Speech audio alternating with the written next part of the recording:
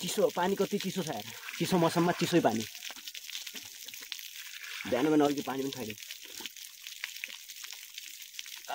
चिसो पानी खाने क्या मजा आउँछ।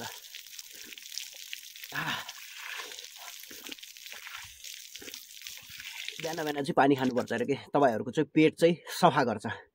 So hello good morning guys, के छ तपाईँहरू सन्चै हुनुहुन्छ? सो आजको भ्लगमा तपाईँहरूले चाहिँ स्वागत छ है। सो आज स्पेसल के हुनेवाला छ भ्लग अनुसार हेर्दै जानु होला है तपाईँहरू। सो अहिले भर्खर उठेँ म, आज बिदा भएको कारणले चाहिँ म चाहिँ आज अलि ढिला उठेँ होइन, किनकि आज स्पेसल हाम्रो के छ भनेपछि तमुलोसार।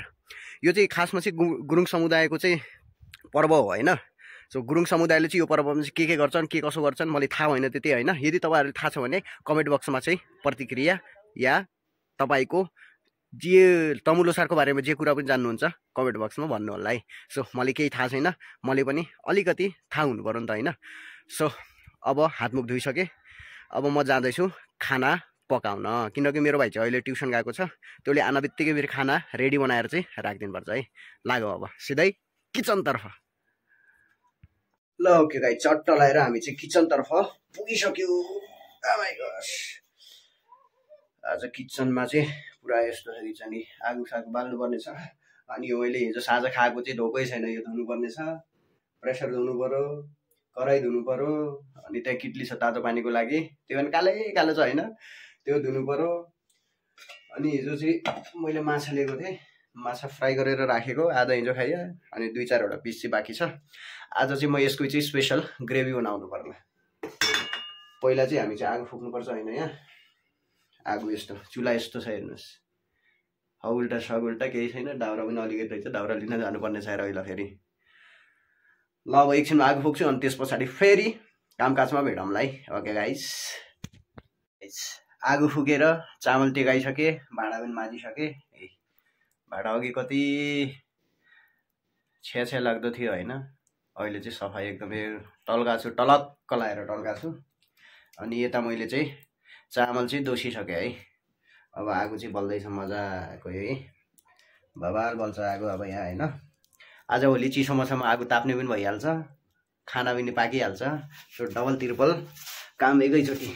मैले त अलिअलि दाउरा हालिदिउँ होइन, दाउरा चाहिँ हालिदिनुपर्छ।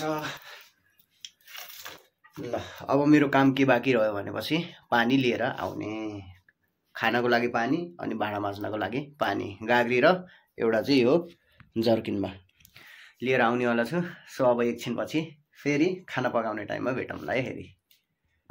के गाइस, अब मैले पानी पनि भरिसकेँ है। पानी भर्ने धारा चाहिँ यस्तो छ हाम्रो, यस्तो छ। एउटा गाग्रीमा प्याक गरिसकेँ, अर्को एउटा जर्किन पनि भरिसकेँ। सो अब गएर चाहिँ मजाले खाना पकाउने है।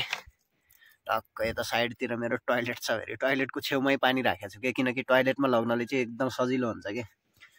आज मेरो आँखा पनि कस्तो सुन्ने सुन्ने जस्तो छ नि, यो साइड हेर्नुहोस् न, पुरै सुन्निएको छ यार। राति चिसो लाग्यो कि हो, चिसो भन्दा नि आज अलि म चाहिँ अबेर उठेँ होइन, त्यही भएर नि यो घाममा उठ्ने भने चाहिँ आँखा सुन्निँदो रहेछ क्या। मैले यो लगभग 2-3 चोटि चाहिँ यो अनुभव गरेको छु मैले। आज त्यस्तै भइरहेछ। ओके केही छैन, दिउँसोतिर फेरि एक निन्द्रा मजाले सुत्नुपर्छ, अनि फेरि चाहिँ ठाउँ कि ठाउँ आउँछ यो आँखा त फेरि। चल पानी लगेर जाउँ। अब फेरि अब के हो, खानासाना त पकाउनु पर्यो होइन। खाना खाइसकेपछि आजको प्रोग्राम दिनभरिको के कसो हुनेछ यही ब्लग मार्फत चाहिँ देखाउने छु है। सी यू गाइस, खाना रेडी भइसक्यो। अब भाइ अब एकछिनमा आयो भने मात्रै खाने हामी, अनि त्यस पछाडि के हुन्छ आज दिनचर्याको कामकाजहरू त्यही अनुसार चाहिँ प्लान बनाइन्छ। रेडी भइसक्यो माछा ग्रेभी चाहिँ, अनि भात यता रेडी भइसकेको छ टोटली। सो अब खाना खाइसकेपछि आज दिनचर्याको कामकाज के हुन्छ त्यही अनुसार चाहिँ हामी भेट्नेछौँ है गाइस।